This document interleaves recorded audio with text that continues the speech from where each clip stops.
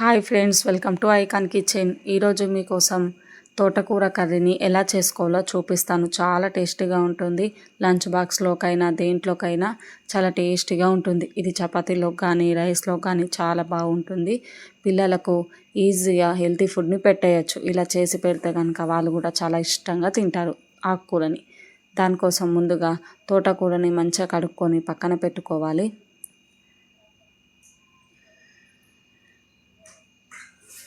ఒక 2-3 సార్లు వాటర్లో కడిగి పక్కన పెట్టుకోవాలి ఆకుని. ఇప్పుడు స్టవ్ ఆన్ చేసి స్టవ్ మీద ఒక బగోన పెట్టుకొని దీంట్లోకి 2 పావుల దాకా ఆయిల్ని వేసుకోవాలి.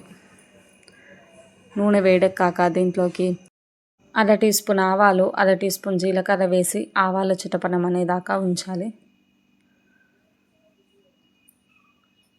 ఇప్పుడు దీంట్లోకి ఒక 5-6 పచ్చిమిర్చి ముక్కల్ని వేసుకోవాలి. కారం ఎక్కువ ఉన్నాయైతే తక్కువ వేసుకోండి. చిన్నపిల్లలు తినడానికి ఎక్కువ ఇష్టపడరు కారంని, కాబట్టి వీటిని ఫ్రై చేసుకోవాలి.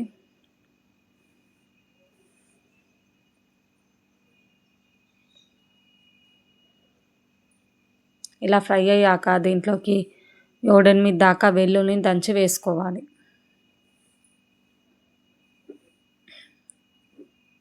ఈ కూరలో వెల్లుల్లి చాలా టేస్టీగా ఉంటుంది. ఎంత వేసుకుంటే అంత బాగుంటుంది టేస్ట్ అనేది.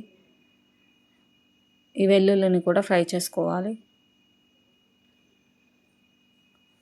ఇది మంచిగా ఫ్రై అయ్యాక దీంట్లోకి 1/2 టీ స్పూన్ అంతా పసుపుని వేసుకోవాలి. ఓసారి కలుపుకోండి. ఇప్పుడు మంటని మీడియం ఫ్లేమ్కి మార్చి పక్కన పెట్టుకున్న తోటకూరని వేసుకోవాలి. తోటకూర మొత్తం వేసేసుకొని ఒకసారి మంచిగా కలుపుకోవాలి. ఒక 2 మినిట్స్ అలా కలుపుతూ ఉండాలి. 2 మినిట్స్ అలా మంచిగా కలుపుతూ ఉండాలి.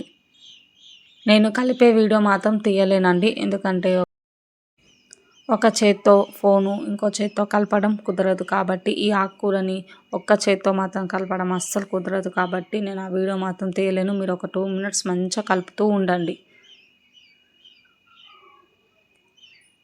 ఒక 2 మినిట్స్కి ఈ విధంగా వస్తుంది. ఇప్పుడు కూడా మంటని మీడియం ఫ్లేమ్ మీద ఉంచి మూత పెట్టుకొని ఇంకొక 2 మినిట్స్ కుక్ చేసుకోవాలి.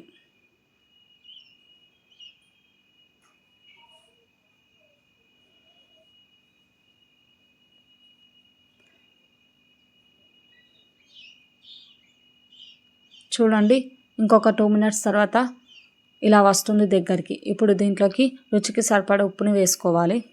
ఓసారి మంచిగా కలుపుకోండి.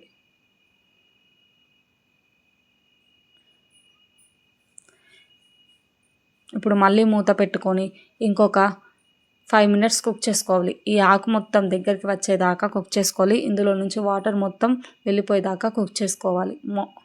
వాటర్ మొత్తం వెళ్ళిపోయిందంటే ఆకు మొత్తం కుక్ అయిపోయినట్టే. చూడండి, ఇంకొక 5 మినిట్స్కి ఇలా దగ్గరికి వస్తుంది. ఒకసారి కలుపుకోండి.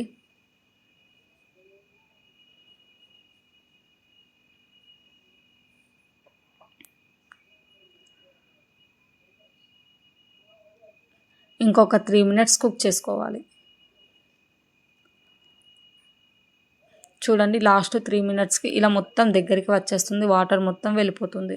ఇప్పుడు దీంట్లోకి కాస్తంత ధనియాల పొడిని వేసుకొని కలుపుకొని దించేసుకోవడమే. అంతే. టేస్టీగా చాలా బాగుంటుంది తోటకూర కర్రీ అనేది. ఇది ఫ్రై అనొచ్చు, కర్రీ అనొచ్చు, మీరు ఏ పేరు పెట్టుకుంటే అది చాలా టేస్టీగా ఉంటుంది.